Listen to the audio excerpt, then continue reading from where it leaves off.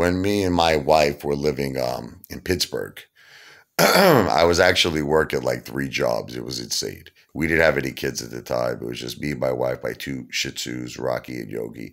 We had a really nice place in Pittsburgh. It was a little town called Zelienople. We had this very country living. You know, it was a beautiful house. And across the street, we didn't have children at the time, but they had all this big playgrounds, like everything you can imagine, every type of like swing, ride. They had trails that you could go on for the dogs. It was really an amazing town. It was out of like a movie. It was out of like those small town America. There was a place called the Kaufman House. You would go for breakfast, the most greatest breakfast, like better than Bob Evans. They had Bob Evans too, but the Kaufman House was like the best.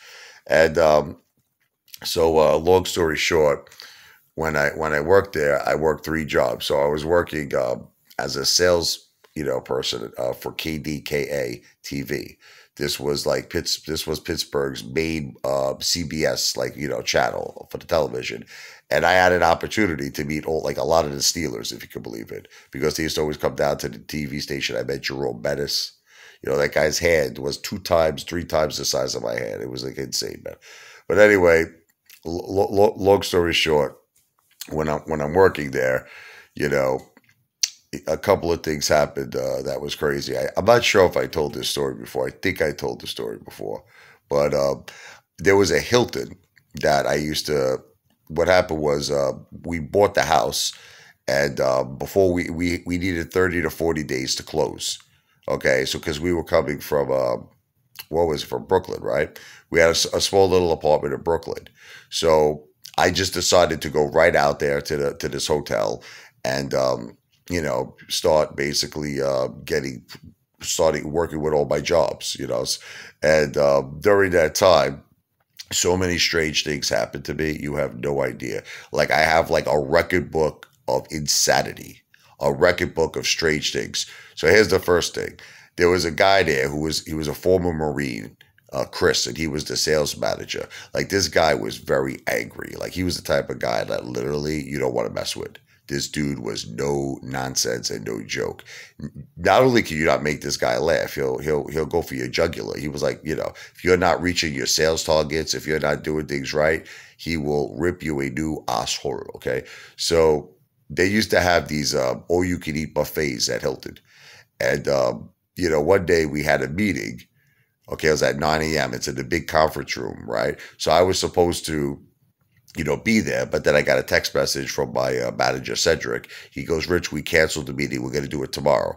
So I said, fine. I took my time. I'm eating I'm eating like a champion. I'm eating sausage, eggs, bacon. I ate so much food, you could even take it to go. So I packed food for to bring home to my wife. We were going to eat like champions. I packed everything you could imagine. Eggs, bacon, sausage, fruits, about like 15 bagels. I even put a bagel in my mouth. Now, what happened was apparently the meeting went back on. The meeting, which was originally canceled, they set it, they reset it. So as I'm walking in, I'm passing through the conference room and they see me with all these big, gigantic bags of food. They see a bagel in my mouth. And Cedric's looking at me like this. He's like waving me. Come in, come in, come in, right? So I barely was able to open up the door. And you have to try to imagine. Can you imagine there's all these people sitting down at the conference table and I have a bagel in my mouth and I have two gigantic bags filled with food for like 20 people. The guy, Chris, the Marine, the guy started hysterical. Like he spit his coffee out. And it was funny because the meeting was actually stressful. It was supposed to be that everybody was down on their sales figures. Everyone started hysterical laughing. I winded up just sharing the food with everybody. I made everybody laugh. Cedric told me, Richie, you are the only person that could make this guy laugh. He goes, his whole life, he has never laughed like this before. He was telling Cedric, he goes, that dude is one funny guy, let me tell you. So another occasion was my wife was working at some crazy job. What was it? Some law firm? Yeah. Where she was, my poor wife, such a beautiful person. This guy, Dennis, piece of garbage, her boss. What did he say to you?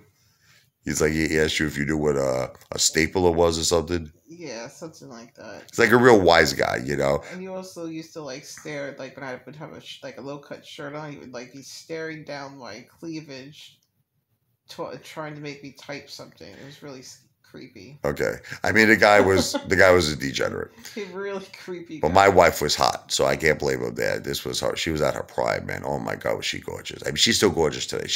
I Ouch. find her to be forever beautiful. I really do. But when she was at this age, my God, was she a knockout? I mean, she was like a supermodel.